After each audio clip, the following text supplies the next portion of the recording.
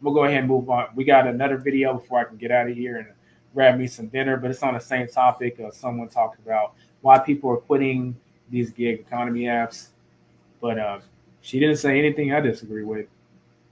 Let's go ahead and move on to the next video. Hey guys, welcome back to my channel. If you are new here, thank you for clicking. So this is from Sir. Unfortunately, I don't want to butcher her name. I'm gonna zoom in so y'all can see it on the screen. And I'm real glad I can give smaller YouTubers a shout out. So she's talking about why she quit gig work. She says Instacart, DoorDash, and Uber Eats. I'm done. Let's hear what she has to say. Don't forget to like the video, subscribe if you're new. Very much appreciated. Let's get started. On this video. In today's vid, I just want to talk about Instacart and DoorDash and Uber Eats and why I quit, why I gave up on all that gig stuff, because it was just too much. It was way too much. So if that's something you're interested in watching, please stay tuned. All right, y'all. So I did make a list in my phone just to give me some, pointers about what I want to talk about in this video. I pretty much want to share my honest experience with, gig work and why I made this difficult decision to quit. Well, it really wasn't difficult. Let me be honest. It was not a difficult decision. It was honestly a no-brainer. But yeah. First, I just want to start by talking about my journey. How did I get into gig work and, what that looked like? So pretty much I started gig work back in the pandemic, 2020. A lot of people got in during the pandemic, so it's gonna be interesting to hear why she's leaving it alone now. Because when did this video come out? Yeah, it's not that long, not that far back, 3 weeks ago. So let's see what she has to say. I had quit my main job that was considered a 9 to 5. I quit that job during the pandemic and, I needed some extra ends. So I started to do Instacart. That was my main source of extra money because at that time, obviously, Trump was giving us coins. We was getting coins from Trump. And Plus, uh, shopping in general, but all that was considered essential work during the pandemic. So the work that the money that you were making from the apps, I imagine, was pretty dang good too. I didn't get in on all of it, but I did do some deliveries during the pandemic, and people were actually generous. I mean, they were getting paid to stay at home, so they were actually pretty generous with the tips during the pandemic.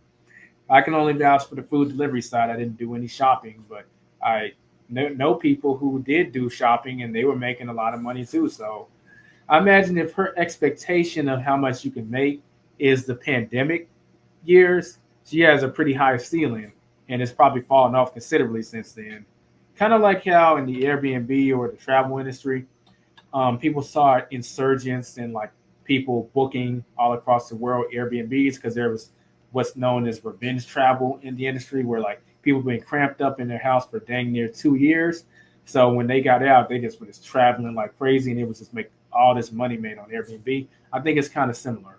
I started doing the gig work on the side, and I would go out and I would do Instacart probably for like 6 to 8 hours a day, and I would make good money. I would make tips. I enjoyed it. Honestly, it felt like a little game, especially when. And she says good money. I want a number amount. Like she's gonna drop the number amount. Like, how much were you making? Like I just want the specifics. I was doing Instacart because it's like you got to find what this person wants and you pretty much have to, deliver the food to them. And it started off as being like a little game to me, honestly. And that's kind of what I liked about it. Then my friend got me hip on Uber Eats and DoorDash. She's like, oh yeah, you don't even got to shop for their stuff. You can just go to the restaurant, pick it up. It's a lot faster than going in the store, shopping for this person, carrying all these groceries. I'm like, okay, bet. That sounds like an even better. Don't mind my hair. This is a video I might consider making. Is food delivery really better than grocery delivery? I guess it really depends on the person. Let me know in the comments, in your opinion, which one is better. food delivery like Uber Eats and DoorDash, or like shopping, which is Instacart, Shipped, and Uber Eats Shop and Pay. I have a controversial take on it. I actually think that shopping delivery is better provided a certain circumstance because people tend to be more willing to tip more on shopping deliveries. This could be just my experience in my market, but you could drive like a total of 2 to 3 miles, but someone will put a $10 or $15 tip in there. So shopping delivery will take longer, but if you're getting paid like $20 that hour, that's fine if that's the only shopping order I get in that hour. And I kind of see it as, well, I'm putting more tax on my body and not my car. So I think the shopping does the least, it has the least everlasting impact on you. Obviously, you're doing the shopping, but the biggest con about the gig economy is the damage and depreciation you're doing to your car, in my opinion. Rideshare is the worst, followed by food delivery, and then followed by shopping. But you're handling most of the weight when it comes to the shopping, unless you're taking like freaking 10-mile deliveries. I don't know why you would do that, but I'm gonna say I think shopping pay is better. The only difference is that food delivery will be more malleable to, like, let's say if you're handicapped and you can't be walking on the hard floors of like a store, shopping and all that stuff, then food delivery might be better for you. But I think I would say that shopping pay is better than food delivery. I take maybe, but it depends on the person. Let me know in the comments or in the chat. How do you feel about that? I'm looking a little ratchet today. That sounds like an even better, idea, because what I can just go in, show them my phone, and they'll give me the person's food, and then I can just drop it off to them 15, 20 minutes flat. A lot easier than spending 15, 20 minutes shopping for this person's groceries. So then I signed up with Uber Eats, and Uber Eats was, okay. It was exactly what I expected it to be. And yeah, at first during that time in 2020, I was making a decent amount of money doing, gig work and that such, since it was still the pandemic. And people were happy that she was literally bringing their food to the door. This is something that the world never experienced. We never had it to where you can place your order for any type of restaurant and it get delivered to your door within the hour. And a lot of people were doing that. So I did gig work probably until about 2022. I took a break.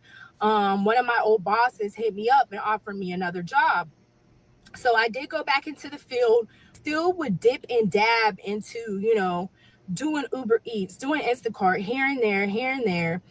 And yeah, so that's pretty much like the story, how I got involved into Uber Eats and DoorDash. Yeah, so that's pretty much my story about that. And up till now, I still sometimes I'll go out and do Uber Eats. I'll still go out and do Instacart, but honestly, the money is not moneying no more. Like, the game has changed. Like, it don't even be worth it to even do DoorDash or Uber Eats or Instacart anymore. Like, You know, she's saying the same thing as the other person that we watched in terms of the money. So let me ask y'all a question. Who do we blame for this? Do we blame the delivery companies? Do we blame the customer because they're not tipping? Or do we blame us, the drivers? Well, I guess there's plenty of blame to go around, but I think the majority of the blame actually goes to us, the drivers. And I'm going to tell you why. How am I contributing to these, like, making less money? It's because there's too many drivers out here taking these garbage orders. You got people taking like $2, $3 orders. In fact, I'm gonna tell y'all a story. Happened last week. I just had the Uber app on in the background while I'm doing some work, hoping for a shopping pay delivery or just a normal food delivery. And some garbage pops up on my screen. $3.18, and it was from Popeyes going somewhere. I didn't even barely look at it because my eyes are filtering the price. I don't care if you're going across the street, that ain't worth it. But before I can hit the X button, It said another driver already matched with the request. I was thinking, who in their right mind just took that garbage? So drivers are taking these garbage orders, and I think we're contributing very badly to this because I'm gonna tell you what happens if we don't take this stuff. One, Uber is gonna be forced to start offering more money for these. Like they're gonna have to throw more quests or more boosts out there or more promotions to get us out there to start driving and making extra money. Or the customers will have to start tipping because if you have a food delivery and no one takes it, it times out. The request times out. Like a lot of people aren't customers for these apps. I am a customer, and I've seen this happen before. Um, the, the delivery will proceed as planned, and they'll say it's searching for a driver, and it only has a maximum of I think like an hour to find a driver, and this includes if drivers keep accepting it and dropping it or whatever. And eventually, the request will time out. The customer will be given a full refund, and they can't get their food delivered. So customers will start having that happen if Uber or DoorDash doesn't start paying more, and they're gonna have it's gonna click that if I want this food delivered, I'm gonna have to start tipping, even if it's $3 or $4. That's still something. These $2 $3 orders are orders where they're not tipping at all, and the market will rebalance itself. So either the companies will pay more, the customers will start tipping more, or a combination of both. But what's disrupting that process is there's too many drivers taking these garbage orders. You're scraping the pot. The amount of hours that you have to work to get a decent amount of money, like I would never. Here, let me rewind. Back in like 2000, 2021, I didn't have to go out for 8 hours. Like that was not even a thing. I would go out for either 4 to 6 hours and bring home over $100 easy because the orders would just keep coming in. People was actually more willing to give you a tip, like I said back then, or they would give you some type of treat or something like that, anything. See, those are those pandemic expectations. It was never going to stay like that, unfortunately, because people were very appreciative during the pandemic. And since we're getting paid to stay at home by, like she said, the Trump money, um, they had money to spare. So, like, hey, let's spread some of this wealth, give it to the essential workers. That did hang around a little even after the pandemic for like about 6 months, but then things started to trickle back down. We give you different stuff. I've gotten a gift card before, so you would get stuff from doing Uber Eats at that time in the world. Fast forward to now when you do Uber Eats and Instacart, I do not remember the last time I gotten a tip that was cash. I do not remember the last time I pulled up to someone's house, dropped their groceries, and they're like, here's $20, here's $10. I know people say that they still get them. I guess it has to do with, probably the area that. I still get them. I mean, no, it does depend on the area. I'll say that. But it happened last week. It was an alcohol delivery, but she had already tipped on the app. But she said, that I don't know that I tip on the app." And I said, "I believe you did, ma'am." And she said, "Oh, well, just in case I didn't know, hold on." Then she went back and got me a $10 bill. And she said, "Even if I did tip on the app, yeah, I just appreciate it." But then again, I'm doing Uber Eats in the suburbs. So I think people are generally just a little more happy, a little more. Life is kind of slower. You can kind of appreciate the little things. But regardless, I would evaluate where you're doing this stuff, and if the money dries up there, play around with going to different areas.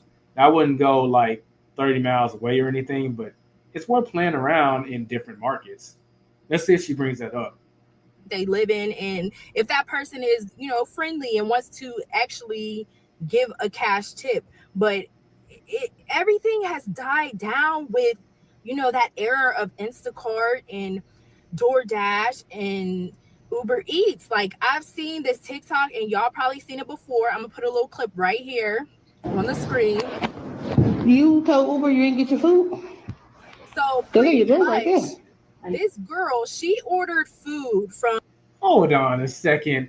Is this another version of y'all know I reacted to that CVS manager that said she didn't get her DoorDash order, and then the driver went back there, and it was either DoorDash and Uber. No, it was DoorDash, and the driver went back to the CVS once she had got deactivated from DoorDash and confronted her about it, and it turned into a whole incident where the manager ended up getting fired.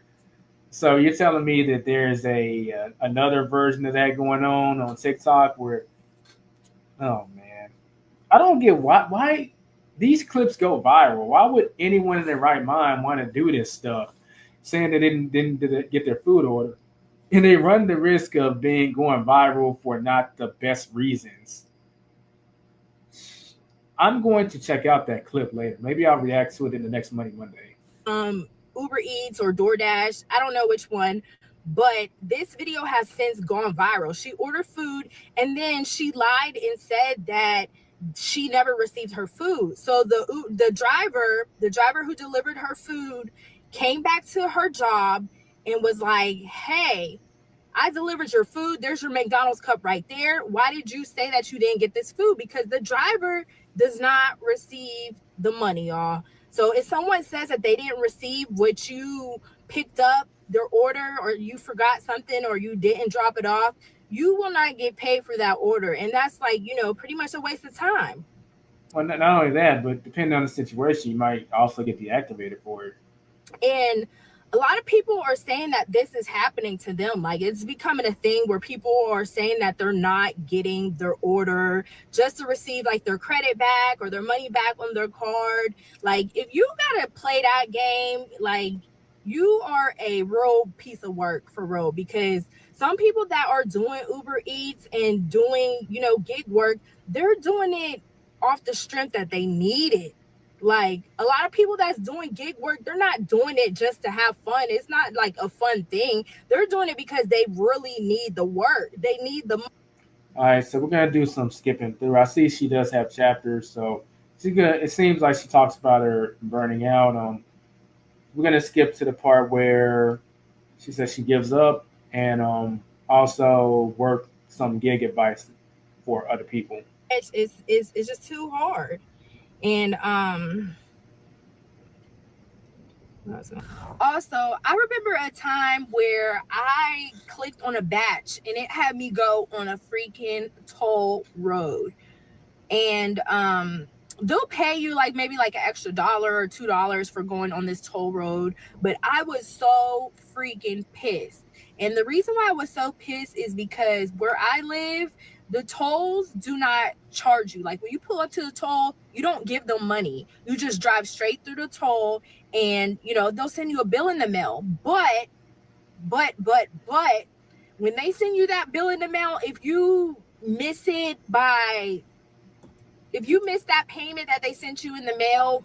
I know where she's going with this. Like, toll roads, they want their money.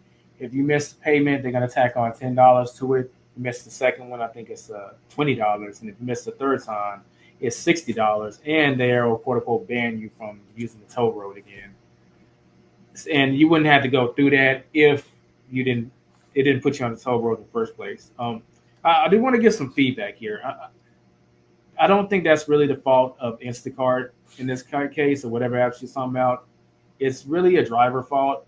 I recommend that you link whatever app you're using with Waze, and then using the Waze app, you can always select no tolls or no freeways or whatever. I wouldn't say no freeways because it'll just take longer, but I do have no tolls because I just want to avoid the whole stress of it. Tolls are going to always be optional for the most part when it comes to shopping and delivery. It's mandatory if it's rideshare and the what the hell do you call? I guess they're not called guests. Your rideshare customer. I'm getting the terminology mixed up with like Airbnb. But if they want to take the toll road, then you got to go through it, and then you just have to manage the tolls. But food delivery and shopping, you don't have to go through the toll road. So I would just say that y'all should be linking these apps with another GPS that has the option to avoid tolls. Don't use the in-app navigation for any app, as far as I'm concerned, because they're not going to be avoiding stuff like that, and they don't have the option to turn tolls off, at least at the time of this recording. By a month, by a week or such, whatever. You missed the payment. they will literally tag on like an extra $50. They'll tag on like a lot just for you missing that payment. And it's just literally highway robbery. So, you know, always pay attention. Always pay attention to what you're accepting. And that definitely happened to me. I say track your expenses.